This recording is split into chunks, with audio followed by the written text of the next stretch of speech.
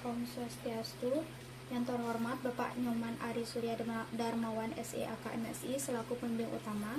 Yang terhormat Bapak Dr. Edi Sujana SE MSI AK selaku pembimbing pendamping.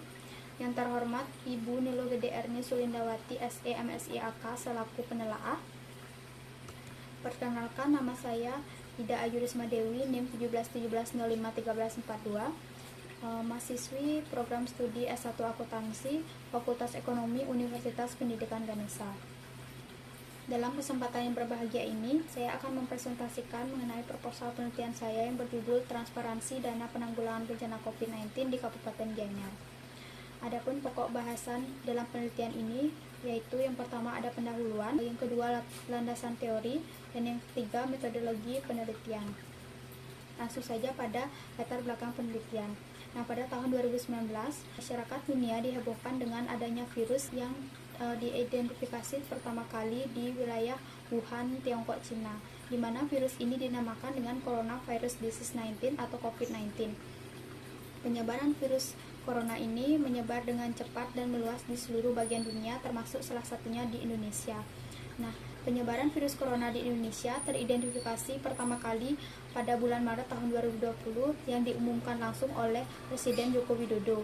Presiden Joko Widodo kemudian mengeluarkan keputusan Presiden nomor 2 tahun 2020 yang menyatakan bahwa COVID-19 ini merupakan bencana nasional. Maka dari itu masyarakat Indonesia diharapkan untuk melaksanakan protokol kesehatan yang ketat untuk menghindari penyebaran virus corona tersebut. Selanjutnya, dampak dari kebijakan tersebut tentunya mengenai keberlangsungan kehidupan masyarakat itu sendiri, di mana banyaknya gelombang PHK dan karyawan yang dibekerjakan di rumah membuat penurunan pendapatan dan perekonomian sangat turun drastis. Dampak COVID-19 ini tidak hanya dirasakan di wilayah perkotaan saja, namun juga dirasakan di wilayah desa.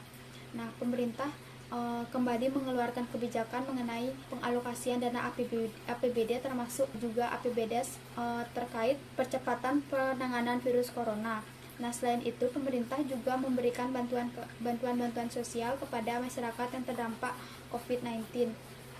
Nah, dalam penyalurannya, bantuan sosial yang disalurkan kerap kali disalahgunakan. Terbukti pada kasus korupsi yang dilakukan oleh Menteri Sosial, yaitu Juliari Batubara, di mana Juliari Batubara menyepakati adanya fee tiap-tiap paket sembako yang diberikan kepada warga Jakarta sebesar 10.000 dari nilai sembako sebesar 300.000. Nah, selain itu juga terdapat kasus korupsi yang dilakukan oleh Kepala Dinas Pariwisata Kabupaten Buleleng, yaitu korupsi dana pemulihan ekonomi nasional di bidang pariwisata tahun 2020, di mana Kepala Dinas Pariwisata Kabupaten Buleleng melakukan korupsi yang merugikan pemerintah sebesar 656 juta, dan ada tersangka lainnya yang melakukan korupsi, di mana tersangka tersebut merupakan kasih dalam pemerintahan di Dinas Pariwisata Kabupaten Buleleng, di mana tiap tersangka tersebut mendapatkan uang berkisar 6 juta sampai 50 juta. Dari kasus-kasus korupsi tersebut tentunya perlu dengan adanya penerapan prinsip transparansi dengan baik. Salah satunya adalah keterbukaan informasi publik, keterlibatan masyarakat, dan kualitas pelayanan publik. Rumusan masalah penelitian ini yaitu apakah keterbukaan informasi publik, keterlibatan masyarakat, dan kualitas pelayanan publik berpengaruh terhadap transparansi pengelolaan dana desa dalam penanggulangan bencana COVID-19 di Kabupaten Gianyar. Nah, adapun tujuan penelitiannya yaitu untuk dapat mengetahui dan memberikan bukti empiris dari pengaruh keterbukaan informasi publik, keterlibatan masyarakat, dan kualitas pelayanan publik terhadap transparansi pengelolaan dana desa dalam penanggulangan bencana COVID-19 di Kabupaten Gianyar. Selanjutnya, kajian pustaka, di mana kajian pustaka dalam penelitian ini yaitu menggunakan stakeholder teori yang dikemukakan oleh Freeman, di mana Freeman tahun 1984 menyatakan bahwa stakeholder merupakan individu atau kelompok yang dapat mempengaruhi atau dipengaruhi oleh pencapaian tujuan perusahaan seperti karyawan, masyarakat, perusahaan pesaing, dan pemerintah, sehingga menjadi pertimbangan perusahaan untuk mengungkapkan informasi tersebut. Selanjutnya, pengelolaan dana desa yang menurut Peraturan Pemerintahan Dalam Negeri Nomor 113 Tahun 2014 menyatakan pengelolaan dana desa merupakan seluruh rangkaian kegiatan yang dimulai dari tahap perencanaan, pelaksanaan, penatausahaan, pelaporan, hingga pertanggungjawaban yang dilakukan dalam 1 tahun anggaran terhitung mulai 1 Januari hingga 31 Desember.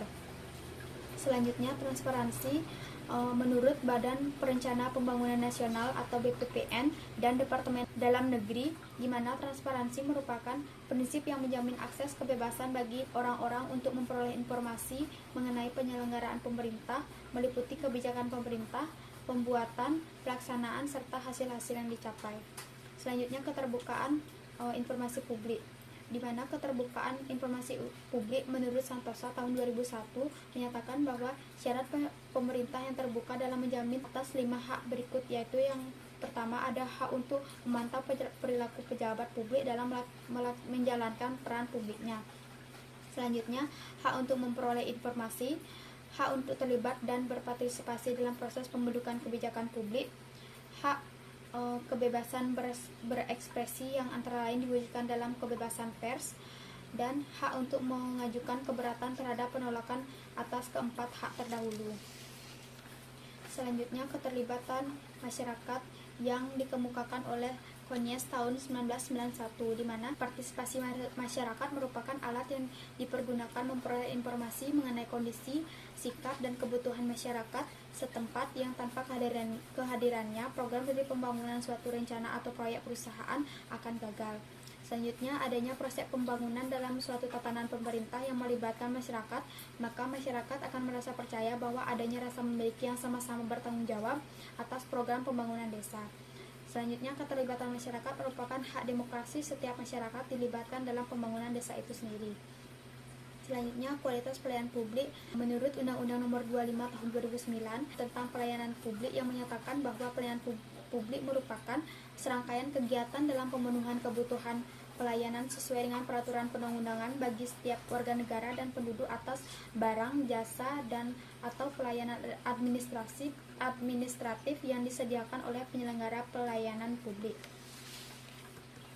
Selanjutnya, hasil penelitian terdahulu, di mana menurut Grahani dan Kurniawan tahun 2017, keterbukaan informasi dalam pengelolaan keuangan desa di desa Buran kurang optimal karena pemerintah desa masih menggunakan media yang sangat terbatas dalam menyampaikan informasi terkait pengelolaan keuangan desa.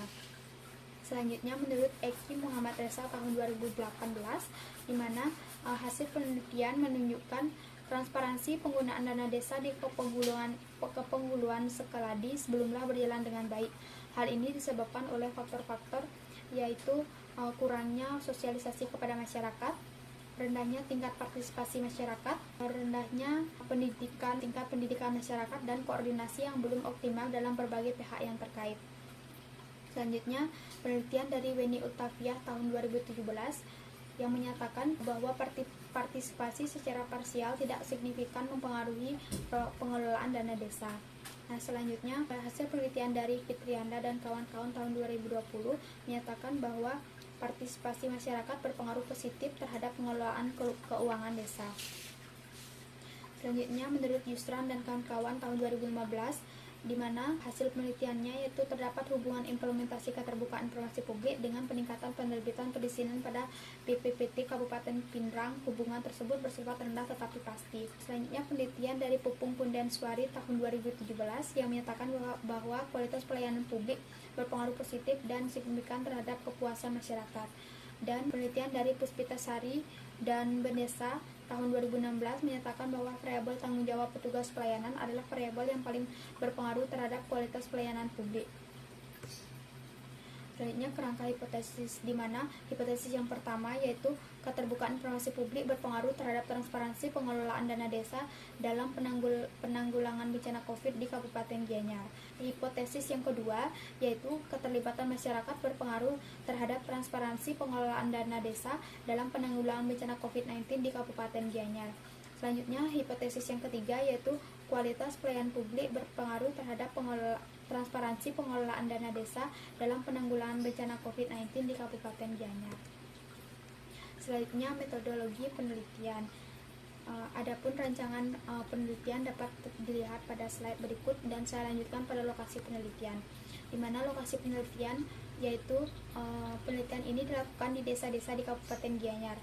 Alasan menggunakan Kabupaten Gianyar karena Kabupaten Gianyar merupakan kabupaten yang mayoritas wilayahnya yaitu wilayah yang ada pariwisata dan otomatis masyarakat di Kabupaten Gianyar merupakan pelaku kesenian. Nah, dalam pandemik ini pelaku kesenian di Kabupaten Gianyar tentu sangat berdampak karena penurunan ekonomi dan pariwisatanya. Selain itu, Kabupaten Gianyar pada tahun 2021 ini merupakan salah satu opsi pemerintah untuk pemulihan pariwisata di Bali dalam pandemi COVID-19. Selanjutnya, populasi dan sampel penelitian, di mana populasi penelitian ini yaitu 70 desa dari 7 kecamatan yang ada di Kabupaten Gianyar. Dan sampel penelitiannya yaitu respondennya berjumlah 3 orang per desa, yang 3 orang tersebut yaitu yang pertama ada kepala desa, yang kedua ada badan permusyawaratan desa atau BPD, dan yang ketiga ada masyarakat, salah satu masyarakat desa yang terdampak COVID-19. Selanjutnya, metode pengumpulan data, di mana metode pengumpulan datanya yaitu kuesioner, di mana pengisian kuesioner dilaksanakan secara online oleh responden melalui Google Form yang telah dibuat. Selanjutnya, jenis data, sumber data, dan instrumen penelitian, di mana jenis data ini merupakan jenis data kuantitatif, sumber datanya yaitu data primer, dan instrumen penelitiannya dengan menggunakan skala Likert. Selanjutnya, definisi operasional variabel, di mana variabel dependennya atau variabel Y-nya yaitu transparansi pengelolaan dana desa, variabel independennya atau X1-nya keterbukaan informasi publik, X2-nya keterlibatan masyarakat, dan X3-nya kualitas pelayanan publik. Selanjutnya, pengukuran variabel, di mana keterbukaan informasi publik terdapat 4 indikator. Yang pertama, mengumumkan informasi publik, menyediakan informasi publik, pelayanan permohonan informasi publik, dan pengelolaan informasi dan dokumentasi. Selanjutnya, keterlibatan masyarakat terdapat 3 indikator. Yang pertama, pengambilan keputusan, penyusunan anggaran, dan pelaksanaan anggaran.